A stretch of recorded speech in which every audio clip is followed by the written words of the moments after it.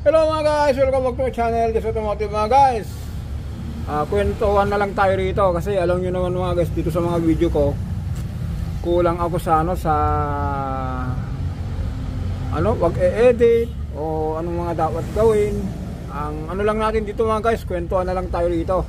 Magturo na lang tayo kung anong mga dapat gawin. Kung halimbawa po ang isang makina walyado, lalo na kung mainit na mga guys, tapos nag-aircon ka, nanginginig.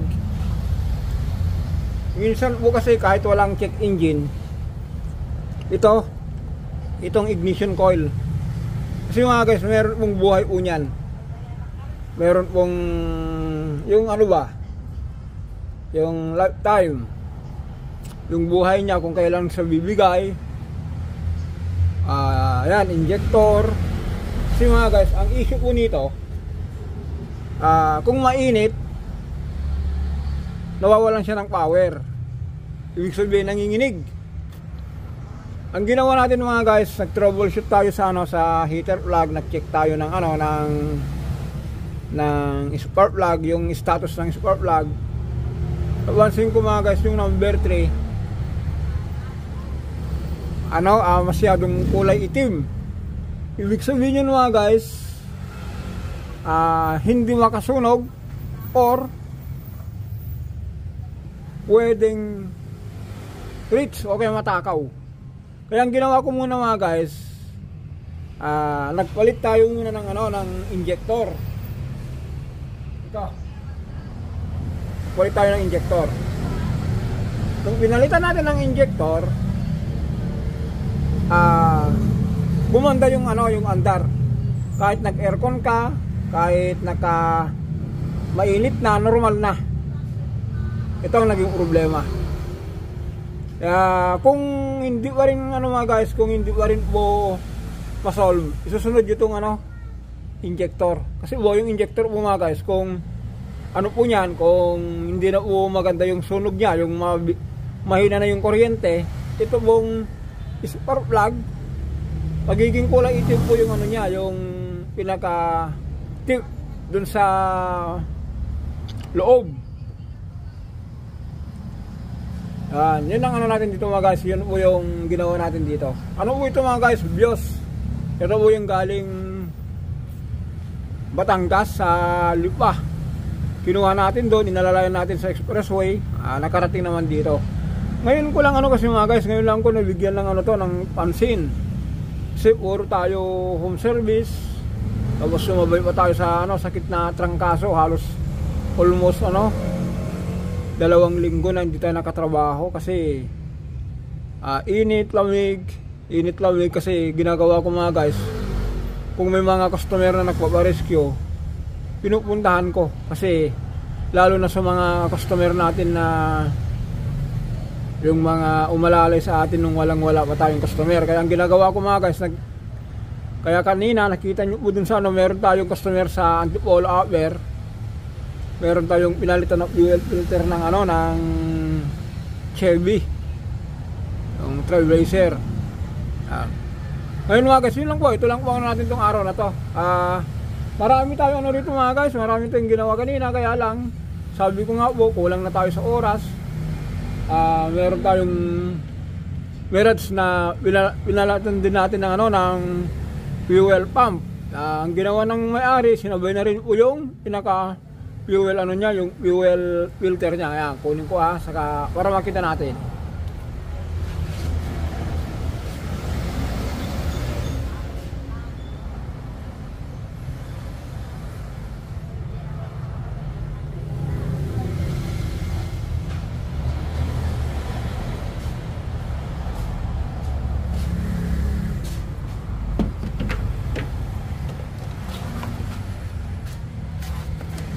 Yan, ito mga guys, ang tatak po ng fuel filter, yan, assembly GTX, may-ari po ang bumili po nito, galing pinapalalabog, galing Banawe.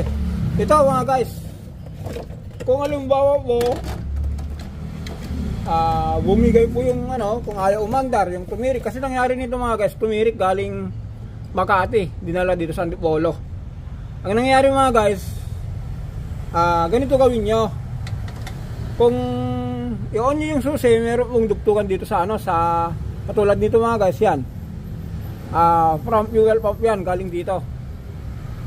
Bunutin nyo po ito, isusin nyo yung sasakyan o i-crank nyo kung wala hong ano, kung wala hong sirit, walang fuel na deliver, palitan nyo po itong fuel pump. Yan, ito ang pinalitan natin, sinaway natin ito. Kasi ito po yung ano mga guys, yung filter nya. Yan. Ito po, may butas po doon, ang pwesto po nito mga guys.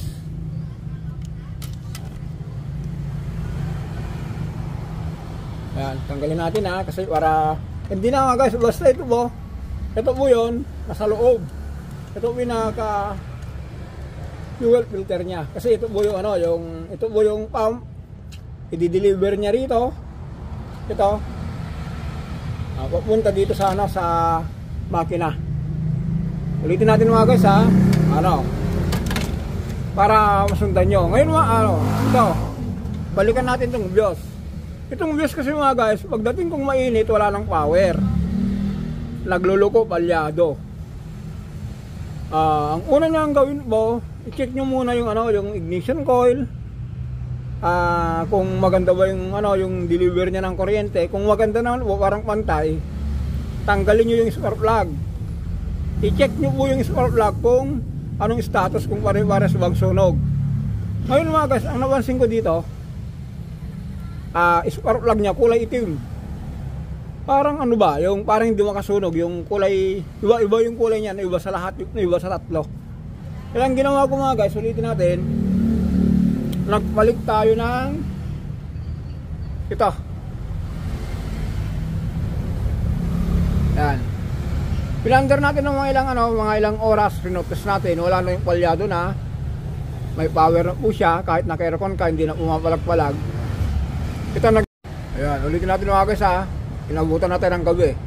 Ito po yung naging dahilan kung bakit po palyado pagdating po sa mainit na yung makina. Kung mainit, ulitin natin mga guys ang issue po kung mainit yung makina po, wala ng power, ito po yun, injector, dire-diretso na po yung buga niya. Kaya nga sabi ko po kanina, yung spark plug sobrang itim, hindi na masunog, hindi na sapat yung hindi na kakayanin yung ignition coil na sunugin yung delivery nito. Kaya sobrang palyado na kung bunutin mo yung yung ignition coil, kung iangat mo ganyan, halos hindi nagbabako, na akala mo ignition coil ang problema. Ito naging problema guys. Kaya yan mga guys, yung na-address natin na trabaho, itong ulitin natin. Yung isa na ginawa natin kanina, yung G4 Mirage, na kung ayaw po ayaw kumandar, i-check nyo yung i-check nyo po yung deliver po ng fuel. Kung walang sirit po niya na galing tangke, palitan nyo po yung motor mga guys, yung fuel pump motor. Yun lang po. Kaya hanggang dito na lang po tayo. For the next video, kita-kita tayo sa Monday. Ito lang po ang naging problema, yung injector.